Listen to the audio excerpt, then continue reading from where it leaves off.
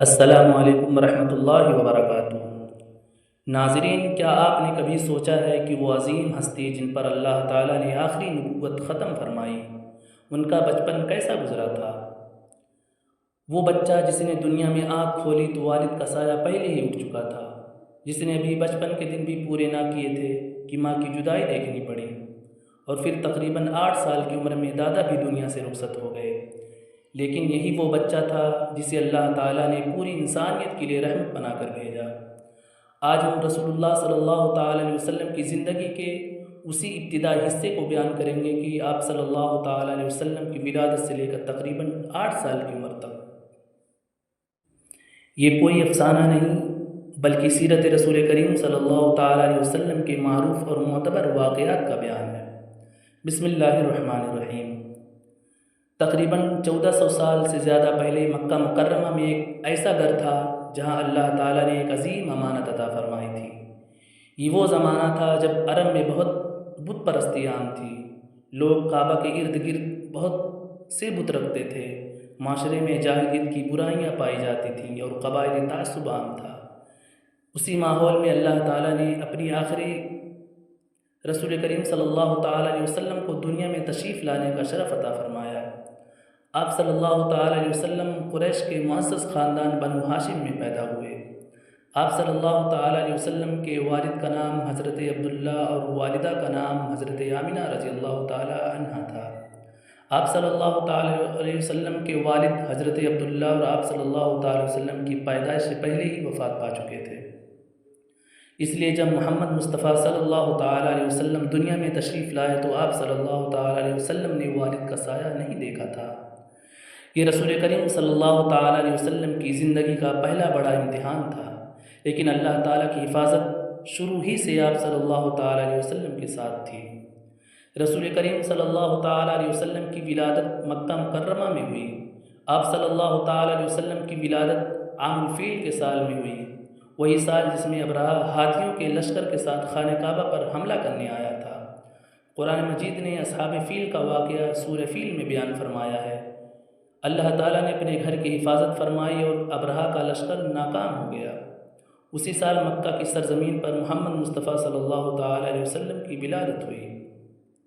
صحیح مسلم کی روایت سے یہ بات معلوم ہوتی ہے کہ رسول کریم صلی اللہ تعالیٰ علیہ وسلم نے اپنی ولادت کے دن کے بارے میں فرمایا ہے کہ وہ پیر کا دن تھا۔ یہ دن بعد میں پوری انسانیت کے لیے رحمت کا دن بن گیا۔ رسول کریم صلی اللہ تعالیٰ علیہ وسلم کے دادا حضرت عبدالمطلب مکہ کے بااثر لوگوں میں شمار ہوتے تھے۔ جب انہیں اپنے پوتے محمد مصطفیٰ صلی اللہ تعالیٰ وسلم کی ولادت کی خبر ملی تو بہت خوش ہوئے۔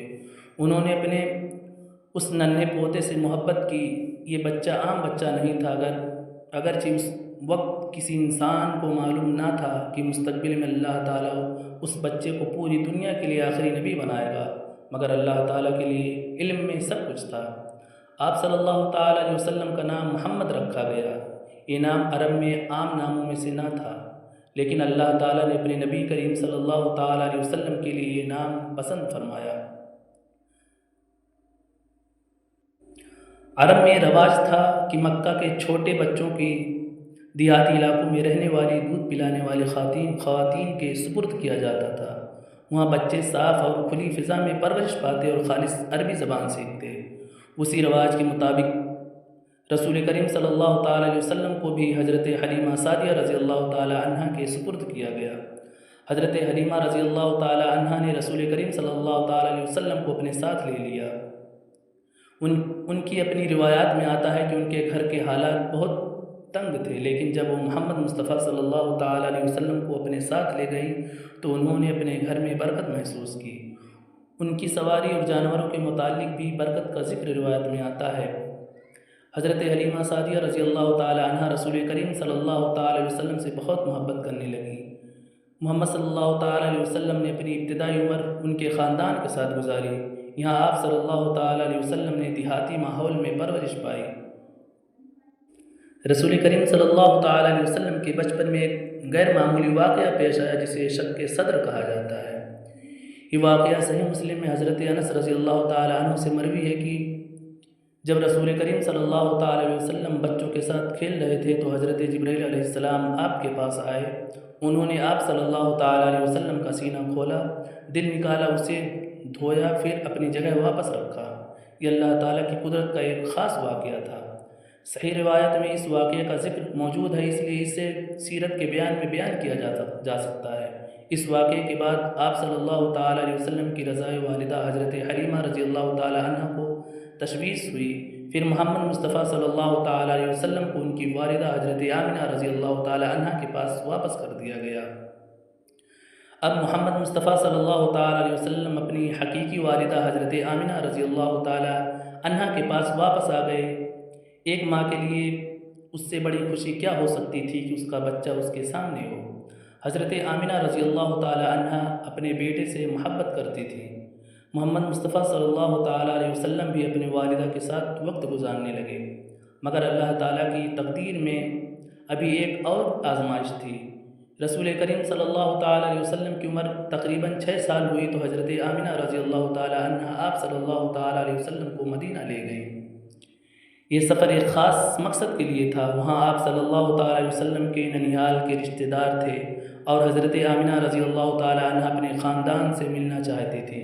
محمد مصطفیٰ صلی اللہ تعالی علیہ وسلم نے مدینہ دیکھا، لیکن واپسی کے سفر میں ایک ایسا واقعہ پیش آیا جس نے آپ صلی اللہ تعالی علیہ وسلم کی پوری زندگی پر گہرا اثر۔ حضرت آمنہ رضی اللہ تعالی عنہ ابوا کے مقام پر وفات پا گئیں۔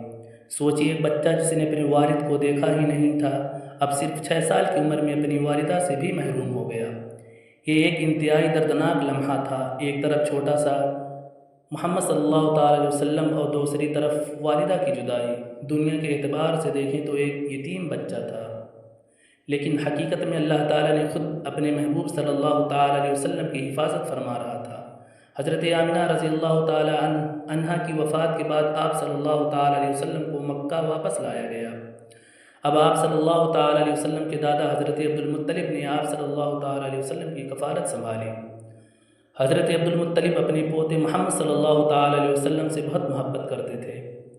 وہ آپ صلی اللہ تعالی علیہ وسلم کو خاص اہمیت دیتے تھے۔ سیرت کی روایات میں آتا ہے کہ ان کی ایک مخصوص نشست تھی اور محمد صلی اللہ تعالی وسلم کو ان کے قریب بیٹھنے کی جگہ حاصل تھی۔ یہ اس محبت کی علامت تھی جو دادا اپنے یتیم پوتے سے رکھتے تھے۔ محمد صلی اللہ تعالی علیہ وسلم نے اپنی والدہ کا سایہ کھو دیا تھا، لیکن اب دادا کا سایہ موجود تھا۔ ایک چھوٹا سا بچہ اپنے دادا کے ساتھ رہ رہا تھا۔ شاید کسی کو معلوم نہ تھا کہ اس بچے کے لیے مستقبل میں کتنی بڑی ذمہ داری لکھی جا چکی ہے، لیکن محمد مصطفیٰ صلی اللہ تعالی علیہ وسلم کی زندگی میں آزمائشیں ابھی ختم نہیں ہوئی تھیں۔ حضرت عبد المطلب بھی زیادہ عرصہ زندہ نہ رہے۔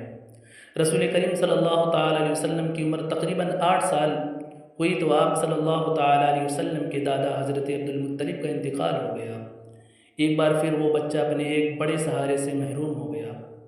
پہلے والد کا سایہ نہیں تھا، پھر والدہ دنیا سے چلی گئی، اب دادا بھی دنیا سے رخصت ہو گئے۔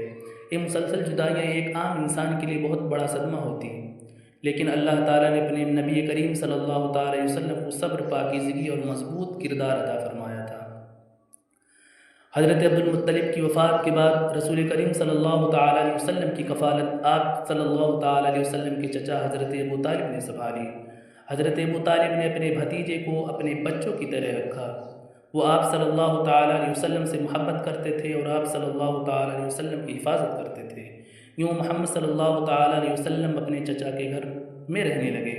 یہیں سے آپ صلی اللہ تعالی علیہ وسلم کی زندگی ایک نئے مرحلے میں داخل ہوئی۔ آپ صلی اللہ تعالی علیہ وسلم اب بچپن سے جوانی کی طرف بڑھنے والے تھے۔ بعد کی زندگی میں محمد صلی اللہ تعالی علیہ وسلم مکہ کے لوگوں کے درمیان اپنی سچائی اور امانت داری کی وجہ سے مشہور ہوئے، لیکن ہمیں نہیں بھولنا چاہیے کہ اس عظیم کردار کی بنیاد بچپن ہی سے نظر آتی ہے۔ رسول کریم صلی اللہ تعالی علیہ وسلم کی زندگی کا یہ حصہ ہمارے لیے بہت بڑا سبق ہے۔ آج اگر کوئی بچہ یتیم ہو جائے تو ہمیں اس کی تکلیف کو سمجھنا چاہیے۔ قرآن مجید میں اللہ تعالیٰ نے یتیموں کے حقوق کی بہت تاکید فرمائی اور خود رسول اللہ صلی اللہ تعالی علیہ وسلم یتیم کی حالت سے گزرے تھے۔ آپ صلی اللہ تعالی علیہ وسلم نے دنیا میں آنے سے پہلے والد کو کھو دیا، 6 سال کی عمر میں والدہ کو کھو دیا، 8 سال کے قریب دادا کو کھو دیا، لیکن اللہ تعالیٰ نے آپ صلی اللہ تعالیٰ علیہ وسلم کو کبھی بے سہارا نہیں چھوڑا۔ یہی وجہ ہے کہ قرآن مجید میں اللہ تعالیٰ فرماتا ہے، کیا اس نے تمہیں یتیم نہ پایا پھر ٹھکانہ دیا؟ یہ آیت رسول کریم صلی اللہ تعالیٰ علیہ وسلم کی زندگی کے اس پہلو کی طرف بھی ہماری توجہ دلاتی ہے کہ اللہ تعالیٰ اپنے محبوب صلی اللہ تعالیٰ علیہ وسلم کی کفالت فرمائی۔ رسول کریم صلی اللہ تعالیٰ علیہ وسلم کا بچپن ہمیں بتاتا ہے کہ زندگی کی مشکلات آسان انسان کی آخری منزل نہیں ہوتی۔ ایک بچہ جس نے والد کا سایہ نہیں دیکھا، جس نے کم عمری میں والدہ کو کھو دیا، جس نے دادا کی جدائی برداشت کی، اللہ تعالیٰ نے اسی کو ایسا مقام عطا فرمایا کہ آج دنیا بھر کے مسلمان آپ صلی اللہ تعالیٰ علیہ وسلم کا نام محبت اور عقیدت سے لیتے ہیں۔ لیکن ہمیں یہ بات ہمیشہ یاد رکھنی چاہیے کہ رسول کریم صلی اللہ تعالیٰ علیہ وسلم اللہ تعالیٰ کے بندے اور اس کے آخری رسول ہیں۔ ہماری کامیابی یہ ہے کہ آپ صلی اللہ تعالیٰ علیہ وسلم کی سنت پر چلیں اور آپ صلی اللہ تعالیٰ علیہ وسلم کے اخلاق اپنائیں اور اللہ تعالیٰ کی عبادت کریں۔ ہم میں سے کتنے لوگ معمولی پریشانی پر مایوس ہو جاتے ہیں، کتنے لوگ مشکل آتے ہی کہتے ہیں کہ اللہ تعالیٰ نے میرے ساتھ ایسا کیوں کیا؟ ذرا رسول کریم صلی اللہ تعالیٰ علیہ وسلم کے بچپن کو یاد کریں۔ اگر آپ کی زندگی میں اتنی کم عمری میں اتنی جدائیاں آئیں اور پھر بھی اللہ تعالیٰ نے آپ صلی اللہ تعالیٰ علیہ وسلم کو صبر اور استقامت عطا فرمائی، تو ہمیں بھی اپنی مشکلات میں اللہ تعالیٰ سے جڑے رہنا چاہیے۔ یتیمی ہو، غربت ہو، بیماری ہو، پریشانی ہو یا کوئی اور آزمائش، یہ اللہ تعالیٰ اپنے بندے کو کبھی نہیں بھولتا۔ یہ تھی رسول کریم صلی اللہ تعالیٰ علیہ وسلم کی زندگی کی ابتدائی 8 سالوں کی داستان۔ ایک ایسا بچہ جس میں خوشیوں کے ساتھ بڑی آزمائش آئی، ایک ایسا بچپن جس میں والد کا سایہ نہ تھا، پھر والدہ کا سایہ اٹھ گیا، پھر دادا بھی دنیا سے چلے گئے، لیکن اللہ تعالیٰ نے اپنے محبوب صلی اللہ تعالیٰ علیہ وسلم کی حفاظت فرمائی اور آپ صلی اللہ تعالیٰ علیہ وسلم کو آنے والی عظیم ذمہ داری کے لیے تیار فرمایا۔ ہم اللہ رب العزت کی بارگاہ میں دعا کرتے ہیں کہ اللہ ہمیں اپنے محبوب حضرت محمد مصطفیٰ صلی اللہ تعالیٰ علیہ وسلم کی سچی محبت عطا فرما، ہمیں آپ صلی اللہ تعالیٰ علیہ وسلم کی سنت پر چلنے والا بنا، ہمیں یتیموں، غریبوں اور کمزوروں کے ساتھ حسن سلوک کرنے والا بنا، اور قیامت کے دن ہمیں اپنے محبوب صلی اللہ تعالیٰ علیہ وسلم کی شفاعت نصیب فرما۔ آمین یا رب العالمین۔